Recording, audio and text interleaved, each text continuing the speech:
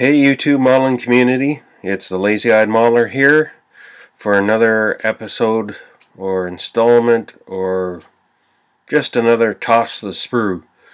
I've got a few things I want to talk about today, and by the time this is uploaded to YouTube, it'll be a fairly significant day in the history of the world. Well, okay, maybe not the world, but it will be my birthday. So, woo! Anyway, yeah, another year older. Not sure I'm any smarter. Fortunately, no deeper in debt, so that's a good thing. Big 5'6". Well, still color up there, although it's getting thin, so not too bad, I guess. Anywho, so I'm following the Chris Chapman make some notes things to keep me on track. So, first thing I want to address, is there has been discussion about box stock and what it means. So we can only share what our experience is. That's what Hunter's done, and so that's basically what I'm doing. So any contest that I've been associated with here in Ontario, pretty much, because down in the States I've only been to an NL, so here in Ontario, the basic rule of box stock is you take what's in the box, you build what's in the box, and the only thing you're allowed to do is coatings. And coatings would include paint and bare metal foil, and some contests allow flocking. Period. And the thing that I don't think has been covered in these discussions, and I assume box stock is pretty much the same everywhere, is that when you put your box stock build on the table, the instruction sheet has to go under the model or with the model, so that when the judges are going through and judging, they can consult the construction sheet to see if you've used anything from elsewhere, whether it's aftermarket or from other kits. Because there again, box stock is only what's in the box. Now, if you have a kit, say we'll use this as an example, and it has all the custom parts on it, well, you're allowed to use any of the custom parts that are in the kit, but you can't swap out wheels and tires from another kit. You can't fix the chrome. I mean, you can strip it and all clad it, but to start modifying it, generally not acceptable. So yeah, that's basically it. What's in the box, not the box itself, not the sprue, not the, no fabricating, but just what's in the box and the instructions with it, and they go from there. I mean, that's my experience in the contests that I've either helped judge at or just gone to or whatever. It's probably different at different contests and whatnot, and in different regions and all that type of thing. And so that's boiled down again is what's in the box. Custom stuff if it's in the box, and then just with coatings like paint, bare metal foil, and some contests allow flocking because it's, pardon me, a coating. Okay, gonna leave that go now. Things that drive you crazy. I don't know if you guys have seen, there's a Tylenol commercial on TV, and the lady is supposedly airbrushing a picture on a motorcycle tank. except her airbrush, the paint cup, is sideways. There is no way that paint cup would hold paint. It'd just be pouring out on the floor. And my wife is getting tired of me grumbling and growling at this stupid commercial with the airbrush with the paint cup going in the wrong way. But I can't help it. Every time that paintbrush, that Tylenol commercial comes on, I'm just, it's stupid,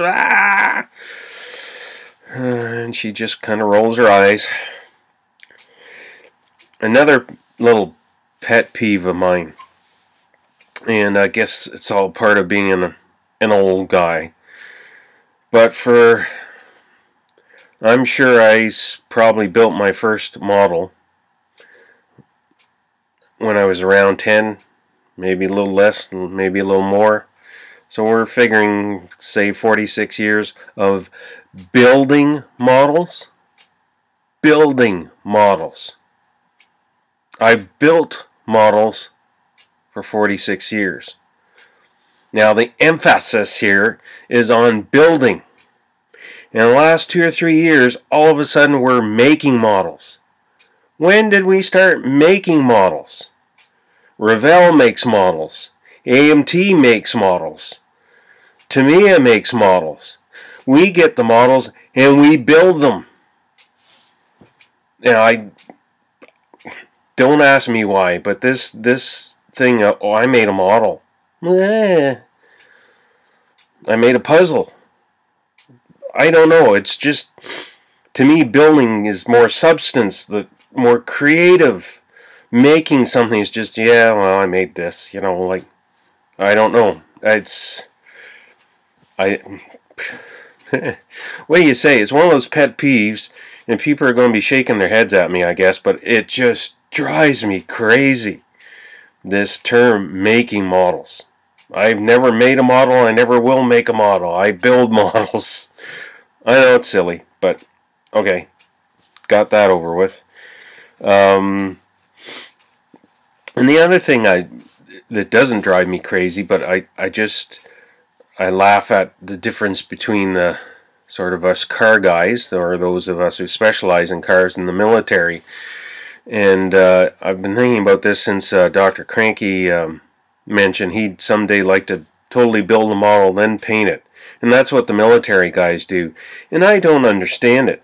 I mean, obviously I haven't tried building a tank or whatever, but why ever put everything together and then try to paint around stuff instead of painting it in pieces and then putting it on?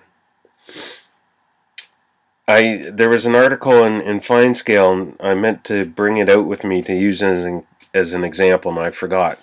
But yeah, the whole tank except for the tracks is glued together, and then they proceed to paint it. Like, you put the axe and the shovel on, and then you have to paint it afterwards. I don't know, that doesn't make any sense to me. Obviously it works, and obviously makes sense to the people who do military all the time, because I mean, look at the results they get. I mean, it's fantastic. The military modelers are just, the tank guys, they just do incredible work. So, I mean, obviously it works, but it just doesn't make any sense to this brain, let me tell you. So, anywho, that's that little rant. So, that. And, Todd H recently did a video where he showed his face, and I think that was great. But I can fully understand where you're coming from, where he says he's shy. Despite the fact I come on here on YouTube and go bah bah bah bah bah bah bah. I'm the same way. We go out to any type of event or party or anything like that, and this guy is busy trying to find a corner to hide in, because it's like, I don't know what to say. I don't know what to do. I mean, here I'm just talking to the computer basically, so I feel free to yammer on. But you stick me in, and I'm not into sports, So you stick me in a room of guys, unless they're all NASCAR fans, I'm just in deep trouble. I mean, I can stand there all night going, yeah, the Leafs suck. Oh man, do the Leafs suck. Boy, those Leafs suck. Yeah, the Leafs are crap this year. Yep. Because, I mean, the Leafs are crap every year. You don't have to be a sports fan to know that. But eventually, the conversation will go to some other sports topic, and I'll be lost. I mean, I don't follow football, baseball, basketball, hockey, except for knowing the Leafs suck. If it's not NASCAR or some of the other race series where I have some knowledge, I'm just out of luck. But so yeah, I know what you mean about being shy. Like, unless it's, I mean, the Model Car Club, well, that's a whole different. I've known those guys for years, and they've been giving me a hard time. I've been giving them a hard time. That's a whole different thing. But pretty much any other social situation, it's like, oh, good, there's a corner. I'll go hide over there. Hey, look at that palm tree. I'll hide behind that because, you know, then I don't have to talk to people and try to sound somewhere intelligent or above Neanderthal. I don't know. But anyway, and yet the silly thing is, and I guess a lot of shy people do the same thing, but the silly thing is, I wanted to be an actor back when I was in high school, I was in a few plays and whatnot, but I wasn't terribly good at that because I tended to forget my lines and lose track of where I was and stuff like that. So somehow this YouTube nonsense is just a way of expressing oneself, and to those who do still keep watching me, I appreciate you letting me get away with silliness and stuff like that, and hopefully I do impart some knowledge at the same time. And as part of the same discussion, I don't get Facebook, I don't get Google+, I don't want anything to do with Facebook especially, and it drives me crazy when people who make products try to force everybody to go to Facebook to do it, because there may be millions of people on Facebook, but there's still hundreds of thousands to millions that are not on Facebook. And to me, if you're just doing your business on Facebook, you're missing out on a whole lot of people as far as I'm concerned, but that's just my opinion. I know our model club, they recently decided to have a Facebook page, and my response was, fine, you guys have a Facebook page, but keep our little Yahoo thing going, notification thing going, because I'm not going to Facebook. I don't need all the crap coming down from Facebook. You know, do you know Fred Sampson, and do you know Daniel LeBlanc? Do you know Jennifer Hernandez? No, I don't know any of those people. Like, you know, I mean, I tried for a little while, and it just drove me crazy. I don't know all those people. Stop sending me these notices. Like, I don't know. And I know, I mean, a lot. The reaction when our group decided to have a Facebook page was about half of us are saying, well, don't cancel the other thing because we don't want anything to do with Facebook. It's, I don't know. And Google+, I mean, I've kind of tried to look there, but I find it even more confusing than the little time I looked at Facebook. The Styrene Syndicate, I enjoy watching you guys and all that, but I can't figure out. I mean, when they say we got this page and that page and this page and that page and register through this page and that page and... Huh? I don't know. Maybe I am Neanderthal, because the more social stuff like this, the less I understand it. And, of course, they make fun of me in the model group, the guys that are in the Facebook, saying, you idiot! You're doing YouTube. You got your own YouTube channel, but you won't do... Yeah, I don't know. It doesn't make sense either, but... What can I say? I don't know. Old fogey, but I guess there are a lot of guys older than me that you know, are involved in Facebook and Google+. Anyway, now I did want to mention that I noticed that character in Ontario Jones was in my workshop again, because my magazines have been moved around, my 53 Ford kit has been moved around and whatnot. Something that he forgot to mention is that there's also a listing for a 53 Ford flip nose.